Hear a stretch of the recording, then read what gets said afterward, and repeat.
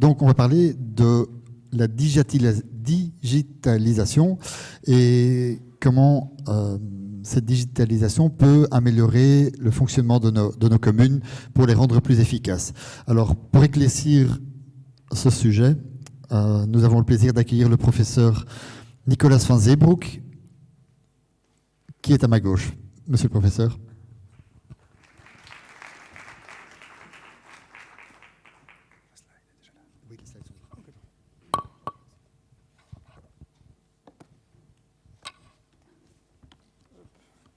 Voilà, bonsoir, bonsoir. Je réalise que vous avez une longue journée derrière vous, que vous avez encore certainement l'estomac dans les talons comme moi.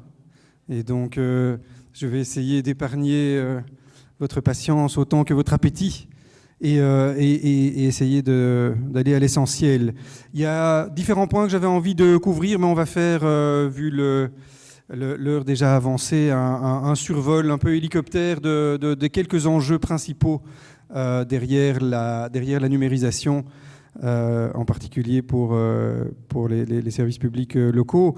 Je voudrais vous dire un tout petit mot de ce que je crois qu'on peut retenir de ce que c'est vraiment la numérisation, pourquoi c'est aussi inévitable, pourquoi même les communes ne peuvent pas échapper au minimum à une réflexion, à une forme de digitalisation.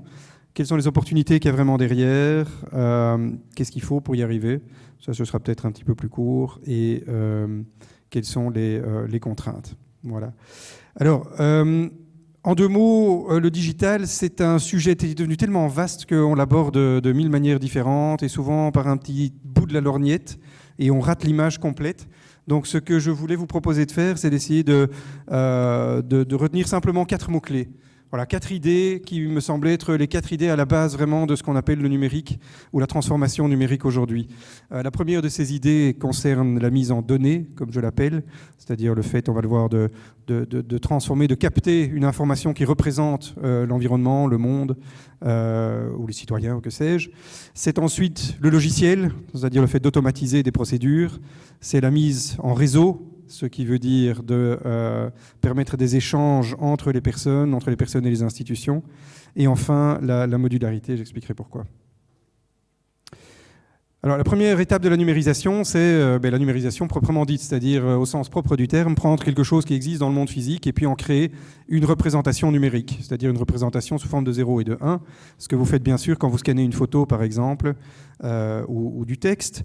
Mais c'est aussi le fait de vouloir capter de l'information qui nous informe, de préférence en temps réel, sur ce qui se passe dans votre environnement. Bon, pour une compagnie d'assurance, l'idéal, ce serait d'avoir accès à la puce GPS de votre voiture, le cauchemar des gens qui roulent comme des Fangio, évidemment. Mais le rêve des assureurs qui pourraient facturer les primes d'assurance en fonction du risque que vous représentez réellement.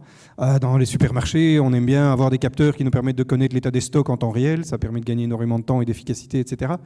Mais pour vous, qu'est-ce que ça veut dire? Ça veut dire quelle est l'information que je capte, par exemple, que je collecte au travers de mes interactions avec les citoyens, avec mes usagers, etc. Et à travers tous mes systèmes qui me permettent de gérer mes différentes activités. Ou quels sont les capteurs que je peux installer dans ma commune, dans mes rues, dans mes bâtiments publics, etc., pour mesurer la performance énergétique de mes environnements, l'état du trafic, la congestion, la pollution, que sais-je encore. Ici, dans le cas qui nous occupe, qui est illustré ici, il y a des capteurs sonores qui permettent de mesurer la pollution sonore dans les quartiers, par exemple, en temps réel.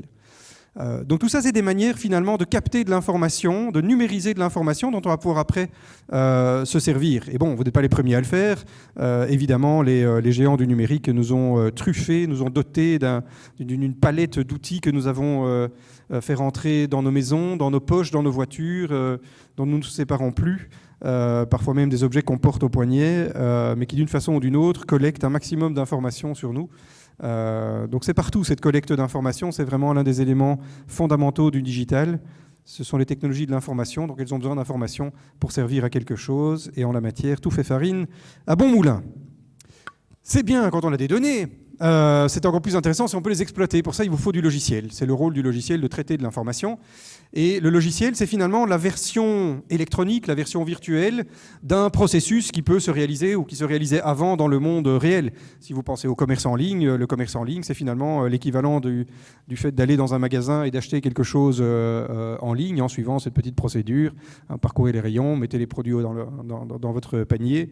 Et puis quand vous avez fini, vous allez à la caisse, vous déposez les produits, vous les emballez. Vous payez, on vous donne un petit ticket ou une facture et vous rentrez chez vous avec les produits. Dans la version électronique, c'est un tout petit peu différent, mais l'idée est la même. On consulte le catalogue en ligne, on ajoute les produits au panier, ça c'est la même chose. On crée une commande, vous payez, on vous donne la facture par email ou à l'écran. Et ensuite seulement, on va préparer en back-office le colis et vous le livrez. Vous voyez qu'en fait, on a dû réorganiser un tout petit peu la séquence de ces différentes activités, essentiellement parce qu'on a voulu regrouper toutes les activités qui étaient purement informationnelles. Tout ce qui est en noir ici, ce ne sont que des flux d'informations. Donc le logiciel peut le gérer à 100% de manière dématérialisée. Alors que les deux dernières étapes, préparer le colis et vous livrez le produit, si c'est un bien physique, il faut quand même toujours l'amener chez vous. Ça, c'est une partie qui reste matérielle, qui reste physique. Et donc on l'a séparée, on l'a isolée pour réorganiser la temporalité, si vous voulez, la chronologie de ces éléments afin d'isoler ce qui reste physique et donc logistique et qu'on peut optimiser séparément. Donc, d'une façon générale, à travers le logiciel, à travers aussi la première étape de numérisation, on va passer, si vous voulez, du monde finalement des atomes, de la matière, au monde de l'information électronique, c'est-à-dire de l'information dématérialisée. Et c'est assez édifiant, d'autant qu'on a du logiciel qui permet de virtualiser, qui permet de dématérialiser des processus de plus en plus sophistiqués jusqu'à des processus intellectuels ou même cognitifs. Ça, c'est tout le champ de ce qu'on appelle aujourd'hui l'intelligence artificielle, qui est en fait l'ensemble des technologies qui permet de simuler, de reproduire les différentes fonctions cognitives humaines, toutes ces choses dont nos cerveaux sont brillamment capables, enfin c'est ce qu'on croyait. Jusqu'à ce qu'on se rende compte qu'en fait l'intelligence artificielle est capable de reproduire toutes ces fonctions cognitives à travers les différents champs de l'intelligence artificielle. Je ne veux pas rentrer dans les détails de ces différents champs, mais c'est bien de garder à l'esprit que la continuité de la mise en logiciel, c'est un logiciel toujours plus intelligent qui va jusqu'à être capable de reproduire nos propres processus mentaux, nos propres processus cognitifs. Et ils le font d'une manière très particulière, c'est qu'ils le font un peu à la manière des voyants de l'ancien temps, c'est-à-dire en calculant des probabilités. La plupart des logiciels d'intelligence artificielle que vous utilisez, que ce soit ChatGPT, que ce soit de la reconnaissance de caractères, si vous scannez un document par exemple, la plupart des logiciels d'IA en fait, sont basés sur du calcul de probabilités, rien de plus. On apprend des probabilités, on calcule des probabilités au départ des données historiques. Plus elles sont nombreuses et plus le modèle est pertinent et juste, et plus les prédictions du coup sont pertinentes. Mais il faut bien garder ça à l'esprit quand vous utilisez un outil d'intelligence artificielle, quand vous le déployez dans votre commune ou dans certains services où c'est tout à fait pertinent, gardez à l'esprit que c'est une machine purement probabiliste. Elle ne fait que calculer des probabilités et elle prend des décisions sur base de ces probabilités. Bon, tout ça, c'est donc l'idée de passer à du logiciel qui va faire les choses pour vous, vous aider à faire les choses. La troisième dimension du numérique, c'est le C dans les technologies de l'information et de la communication. C'est la communication justement, c'est cette espèce de réseau gigantesque qu'est Internet, qui est finalement un tuyau universel dans lequel on peut faire passer de l'information et des services entre n'importe quel paire de points dans le monde, que ce soit des individus, que ce soit des organisations, que ce soit même des appareils, des machines, qui de plus en plus sont entrés dans la danse. Et là, c'est peut-être intéressant de prendre juste une minute pour réfléchir à l'infrastructure qu'on a mis en place pour arriver à faire tout ça. Pour arriver à faire tout ça, on a créé une infrastructure qui ressemble bigrement à celle qu'on a mise en place il y a une centaine d'années quand on a commencé à électrifier les villes et les campagnes. À l'époque, le fluide essentiel qui irriguait l'économie et l'industrie, c'était l'énergie. Et on s'est rendu compte que l'énergie sous forme électrique, elle était facile à produire à condition de la produire de manière centralisée, parce qu'on avait des énormes économies d'échelle au niveau de la production d'électricité. On a dû construire une grille du coup, pour distribuer l'électricité, pour que tout le monde puisse avoir de l'électricité dans les usines, dans les bureaux, dans sa maison. Et une fois que vous amenez l'électricité jusque dans les murs de vos maisons, eh bien, vous pouvez faire confiance aux ingénieurs et aux inventeurs pour imaginer des tas de produits, d'objets divers et variés pour consommer cette électricité puisqu'elle est quand même là. C'est comme ça qu'on nous a gratifié du fer à repasser et de la télévision. Fort bien, à l'époque d'aujourd'hui, il faut remplacer l'énergie par l'information et les services, parce qu'aujourd'hui, on n'est plus dans la société de l'énergie, même si on est en train d'y revenir à la vitesse VV', on est dans la société de l'information et de la connaissance, et donc c'est l'information et les services qui nous intéressent. Et on s'est avisé qu'en fait, la même structure était tout aussi efficace.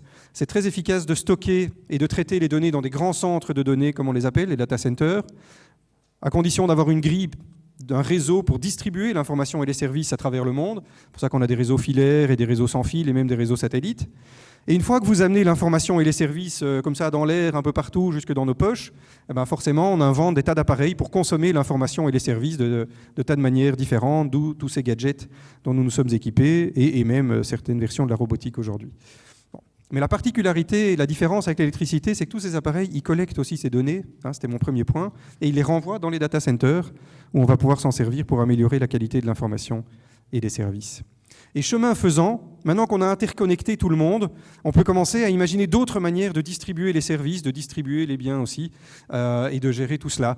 En particulier, on n'a plus besoin d'avoir des chaînes de valeur, comme on les appelle, complètement linéaires, où chacun à son tour ajoute un petit maillon dans la chaîne. On peut maintenant directement faire interagir l'offre et la demande, c'est-à-dire l'utilisateur final et le fournisseur initial, à travers une plateforme qui sert uniquement d'intermédiaire. C'est ce que vous faites évidemment avec Airbnb, par exemple, qui met en relation les gens qui ont une maison et ceux qui cherchent un logement.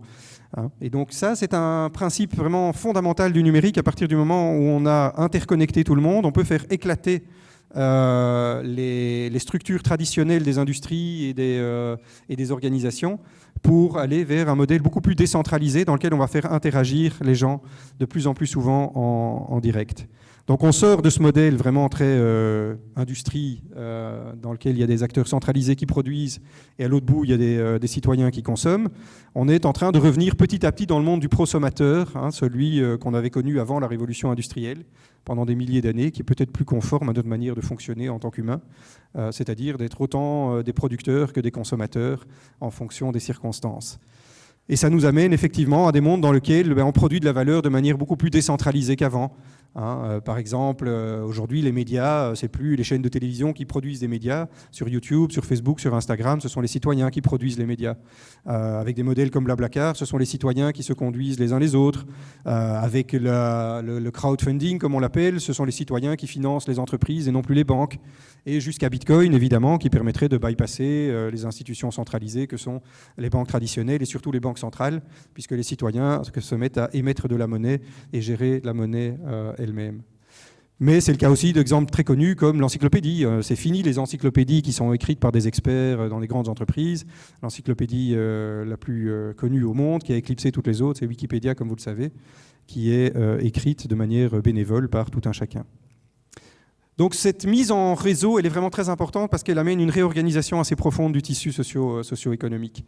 Et la dernière caractéristique est un peu plus du numérique, est un petit peu plus technique, mais je crois que c'est important que vous la gardiez à l'esprit quand même parce que c'est beaucoup de ces enjeux-là dont vous allez entendre parler quand vous allez être confronté aux questions de technologie dans vos services communaux. C'est la question de la modularité. Si vous pensez à un modèle comme Uber, Uber a révolutionné assez douloureusement le monde du taxi et de la mobilité urbaine, mais qu'est-ce qu'ils ont vraiment inventé ces gens finalement ? Quand vous regardez le modèle d'Uber, qu'est-ce qu'il faut pour le faire fonctionner ? Il faut que les gens aient un smartphone, c'est pas Uber qui les fabrique. Il faut une connectivité réseau, c'est pas Uber qui la fournit non plus. Il faut un système de cartographie, c'est pas le sien non plus puisqu'il utilise depuis toujours celui de Google. Il faut un système de géolocalisation pour savoir où sont les voitures et où sont les passagers. Et il faut un système de paiement. Uber n'a rien inventé de tout ça. Uber a construit une petite application mobile qui simplement utilise toutes ces différentes briques technologiques qui sont déjà disponibles. Et ça, c'est la grande idée du numérique, c'est que les technologies numériques peuvent faire tellement de choses qu'on s'est dit on va les développer de plus en plus comme des petits modules qu'on peut réutiliser dans d'autres contextes que ceux dans lesquels on avait prévu. La seule chose dont on a besoin pour que ça marche, c'est qu'on a besoin que ces petits modules aient un mode d'emploi qui soit très clair et qui ne change pas. C'est un peu comme la voiture, on peut passer d'un moteur à essence à un moteur diesel ou même à une voiture électrique. C'est toujours la même idée du volant et des pédales pour aller plus vite ou moins vite. Quand vous avez retenu cette idée-là, vous pouvez changer de moteur et vous êtes toujours capable de conduire la voiture.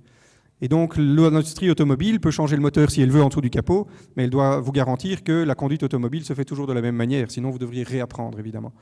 C'est la même chose avec ces modules numériques. L'idée, c'est qu'on s'entende sur la manière d'utiliser un service et qu'on vous dit ça va rester stable dans le temps. À partir de là, ça devient comme les pédales de la voiture. On peut utiliser ces petits modules simplement en appelant ces services de différentes manières. Et donc, la modularité en informatique, ça veut dire que quand vous avez un système d'information, vous avez au-dessus de ce système une espèce de mode d'emploi qui est un peu la liste de tous les services que ce système peut vous rendre et que vous pouvez utiliser soit en tant qu'utilisateur final direct, soit en connectant vos propres logiciels vers ces différents services pour y faire appel dans un autre contexte.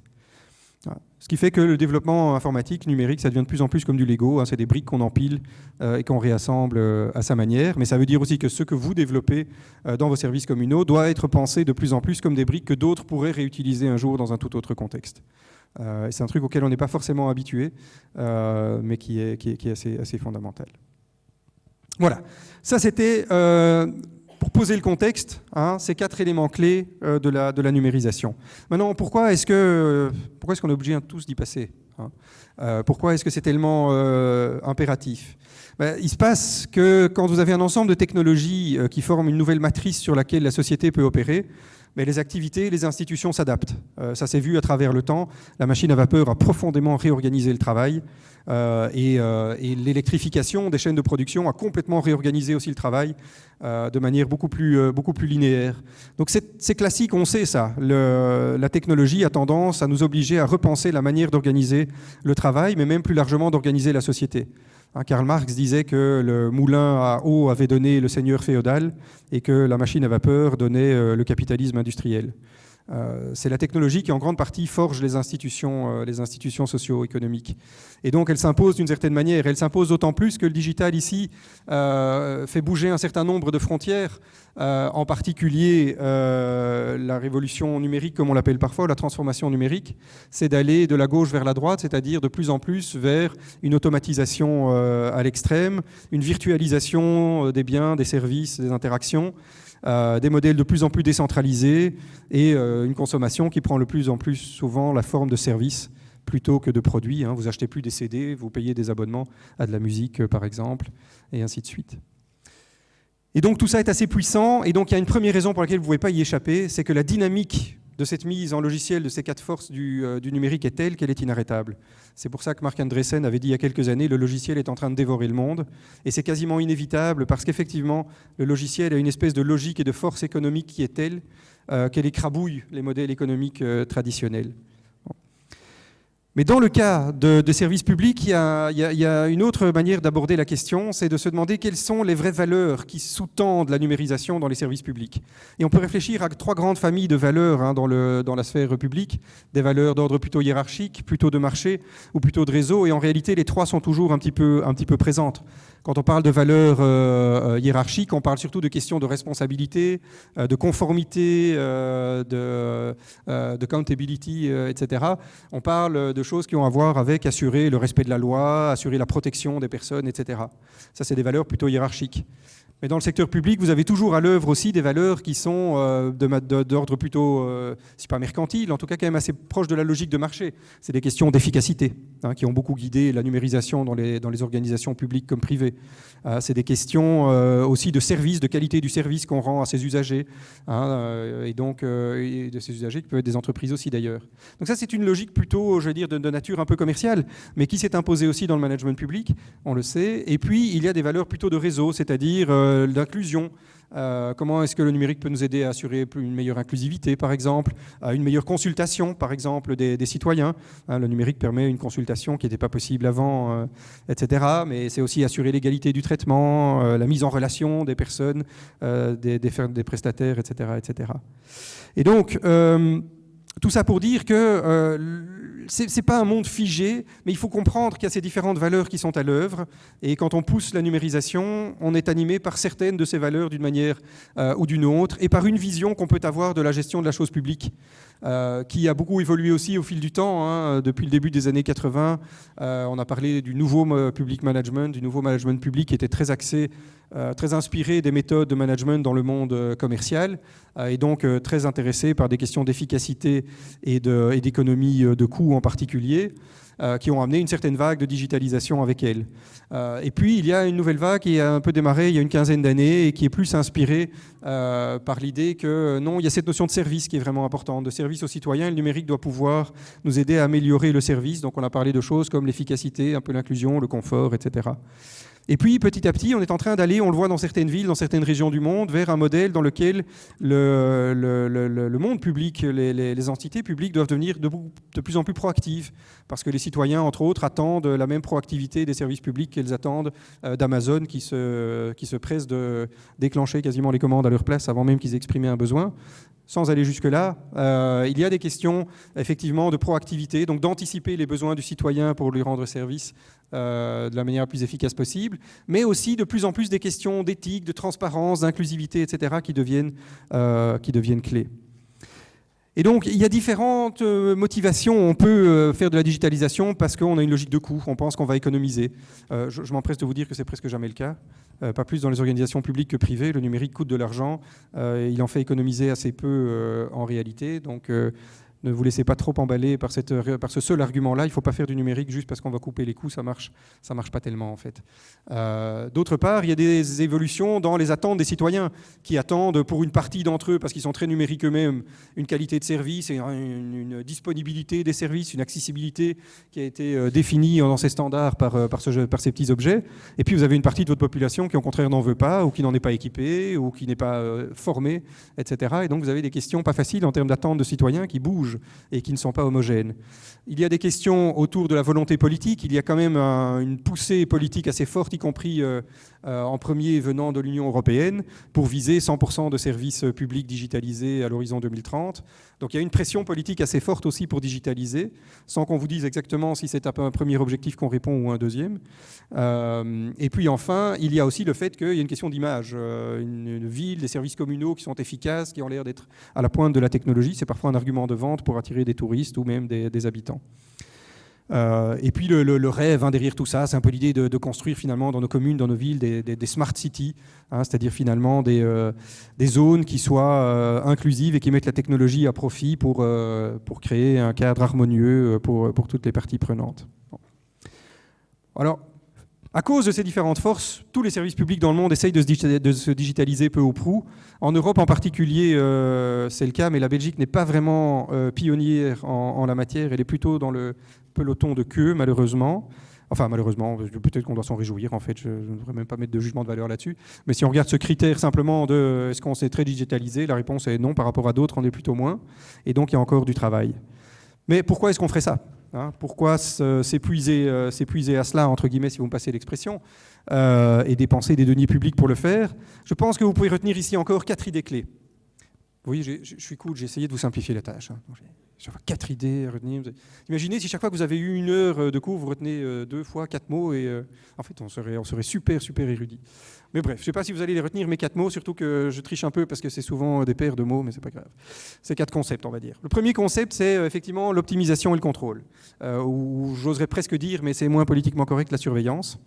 Vous pouvez effectivement utiliser le digital à travers tous ces nouveaux modèles et ces nouveaux mécanismes de capture d'informations, de collecte d'informations. On peut contrôler des tas de choses. On peut aller jusqu'à Big Brother si on voulait, mais sans aller jusque-là, on peut contrôler le trafic en temps réel, on peut contrôler, encore une fois, la pollution en temps réel, etc. C'est des choses qui ne sont pas forcément du ressort de Big Brother au sens négatif du terme, mais on peut mesurer des tas d'activités et du coup optimiser le fonctionnement de la ville, par exemple, et de ses services, y compris utiliser des algorithmes qui essayent de contrôler des activités illégales. Il y a toute cette réglementation autour d'Airbnb. Dans certaines villes, c'est plus strict encore que chez nous. Donc, est-ce qu'il y a des fraudeurs qui mettent leur logement sous Airbnb alors qu'ils n'ont pas le droit de le faire ? À Amsterdam, par exemple, ils utilisent des algorithmes pour essayer d'identifier quels sont les tricheurs potentiels chez qui il faut aller envoyer des inspecteurs manu militari. Vous en pensez ce que vous voulez, mais ça fait partie des usages qui commencent à se répandre. C'est donc du déploiement de solutions dans une optique d'optimisation, de contrôle de la ville et de ses services. Bon. Et un deuxième champ d'activité possible, c'est l'automatisation et à la frontière de cela, ce qu'on appelle, quand on a envie d'être très positif, l'intelligence collective. Mais vous verrez qu'il y a une manière un peu moins positive de le présenter. C'est-à-dire finalement, par exemple, d'avoir des guichets électroniques où les citoyens peuvent se rendre service tout seuls, plutôt que de faire appel à vos agents communaux, par exemple. Mais c'est aussi demander à vos citoyens, par exemple, ou les mettre en capacité de pouvoir vous signaler des dépôts de déchets clandestins, des dégâts dans la rue, que sais-je encore, des gestes d'incivilité, que sais-je. Bon, alors si vous ne faites pas attention, ça devient un gigantesque système de délation, hein, c'est pas forcément ça que vous voulez. Mais par contre, pour des choses ciblées, il y a moyen évidemment de faire des tas de choses en la matière. Là où je vous dis que c'est quand même un peu vache d'appeler ça uniquement de l'intelligence collective, parce que c'est vrai qu'on fait appel au collectif, c'est que ce serait oublier que c'est aussi quelque part toujours un peu déplacer le problème vers le citoyen, vers l'usager. Et je suis sûr que vous avez déjà expérimenté ce genre de choses, mais c'est très très typique du numérique, ça dépasse la sphère publique, hein. On a tendance à vendre les choses sous l'angle de l'automatisation, mais en fait ce qu'on automatise, c'est souvent la partie créative, la partie productive, la partie chouette en fait des boulots. Et à côté de ça, on crée des nouvelles tâches qui sont des tâches plutôt administratives et pas toujours les plus amusantes. Donc chaque fois qu'un robot ou un logiciel fait quelque chose, vous devez vous dire qu'il y a un humain dont le boulot est en train de changer, on lui a enlevé très souvent la partie chouette de son boulot pour lui demander maintenant de contrôler ce que fait la machine, ce qui est beaucoup moins amusant comme travail. Tiens, on me dit que la machine va tomber plate, et c'est sans doute programmé pour être sûr que je ne parle pas trop longtemps. Si c'est le cas, je n'ai pas de problème avec ça, je m'arrêterai quand la machine me le dira. Mais si les organisateurs avaient une autre idée derrière la tête, peut-être qu'il faut venir jeter un œil pour voir pourquoi ça s'arrête. Et donc, dans le cas du citoyen et du consommateur que nous sommes, ça veut dire aussi, tiens, j'ai perdu d'ailleurs qu'est-ce qui se passe ici maintenant, voilà.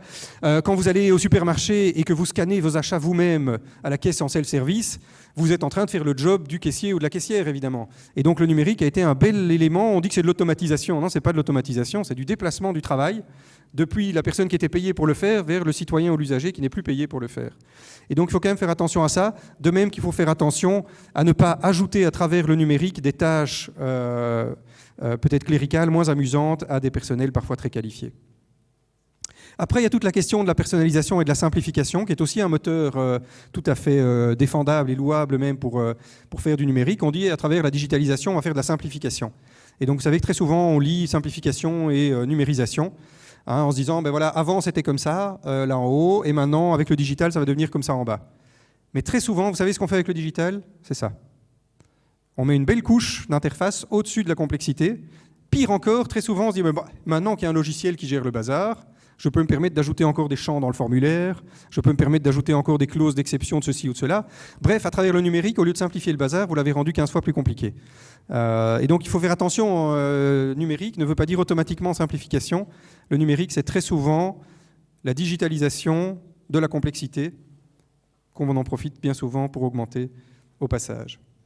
N'en reste pas moins que le numérique nous permet aussi d'anticiper effectivement des tas de choses, hein. J'ai parlé de cette machine à faire des prédictions. Dans le monde commercial, ça veut dire que quand vous voyez quelqu'un acheter ces trucs-là à gauche, l'algorithme très très sophistiqué pourrait imaginer que bientôt vous allez avoir besoin de ces articles-là à droite aussi, hein. Si, les trois. Si. Les parents comprendront. Mais c'est ce type de logique dans laquelle vous dites j'ai observé quelque chose dans le passé récent d'un usager, d'un citoyen, que sais-je, ou d'une entreprise. Je peux inférer que bientôt il va avoir tel ou tel besoin, qu'il va se retrouver dans telle ou telle situation. C'est ce qui nous amène petit à petit à cette idée de service public proactif. Et puis il y a la question de la transparence et des données elles-mêmes, parce qu'en réalité le numérique est devenu un moyen de mettre de l'information à disposition des usagers beaucoup plus qu'avant. Et les usagers sont en attente, sont en demande de plus en plus d'une certaine forme de transparence, on en reparlera. Ça, c'est le côté opportunité. Combien de temps est-ce que je peux encore voler à vos papilles, à vos estomacs? 5 minutes. Ok, alors on va aller assez vite sur la suite. Bon. J'avais un petit laïus pour vous expliquer que pour faire tout ça, il faut toute une infrastructure, il faut des tas de choses. Et je vais me contenter de passer assez vite dessus pour vous dire qu'on a besoin d'infrastructures, certes. On a besoin de systèmes d'information et de processus qui fonctionnent sous le capot, c'est-à-dire en back-office dans vos administrations. Vous avez besoin des contenus, des logiciels, des algorithmes, effectivement. Et puis, vous avez besoin de ces interfaces humaines et logiciels dont j'ai parlé. Et tout ça est irrigué par les data. Bon, alors je vais passer sur toutes ces considérations d'infrastructures et autres, peut-être juste pour vous attirer votre attention sur le fait que l'Europe a tellement sous-investi à mon estime, à peu près 1500 milliards d'euros que l'Europe a oublié d'investir ces 10 dernières années par rapport aux États-Unis. Le résultat est qu'aujourd'hui, 92% de nos données sont stockées dans des clouds américains, dans des data centers américains, et moins de 4% de la capacité de calcul mondiale pour l'IA se trouve en Europe. Donc il faut quand même garder à l'esprit aussi ce que ça implique en termes de souveraineté. Pour ce qui est de vos systèmes en back-office, retenir simplement que la plupart des organisations publiques comme privées dégustent quand elles commencent à se digitaliser parce qu'elles sont organisées généralement en silos verticaux. Et le jour où vous voulez commencer à digitaliser véritablement, c'est-à-dire à faire de la simplification de processus, etc., vous vous rendez compte que tout d'un coup, il faut passer à travers ces silos. Et on se rend compte qu'en général, c'est horriblement compliqué. Voilà, je passe là-dessus. Mais malheureusement, malheureusement ou heureusement, c'est en train de devenir une obligation. Il y a une obligation légale en matière d'interopérabilité, avec des standards d'interopérabilité qui obligent tout service public à faire en sorte que ces services soient interopérables avec les services d'autres parties prenantes. La bonne nouvelle pour vous, c'est que les communes ne sont plutôt pas les premières fournisseuses de ces solutions, plutôt des consommatrices de solutions fournies par le fédéral, par la région, ou que sais-je encore, par d'autres acteurs. Vous devez garder à l'esprit que vos usagers, soit ils détestent le numérique, ils en sont complètement déconnectés, soit ils aiment bien, mais ils ne sont pas du tout formés, ils ne sont pas à l'aise, et donc ça doit être très simple, soit ils sont très formés, mais ils ont tellement utilisé ces bazars qu'ils s'attendent à ce que ça soit toujours aussi facile que sur Uber ou sur Amazon. Et donc il faut garder à l'esprit que vous avez des publics exigeants en face de vous, dont le modèle standard, c'est je rentre dans une voiture Uber en un clic, et quand je ressors, je dois m'occuper de rien, même le paiement est géré sans même que j'aie à le demander.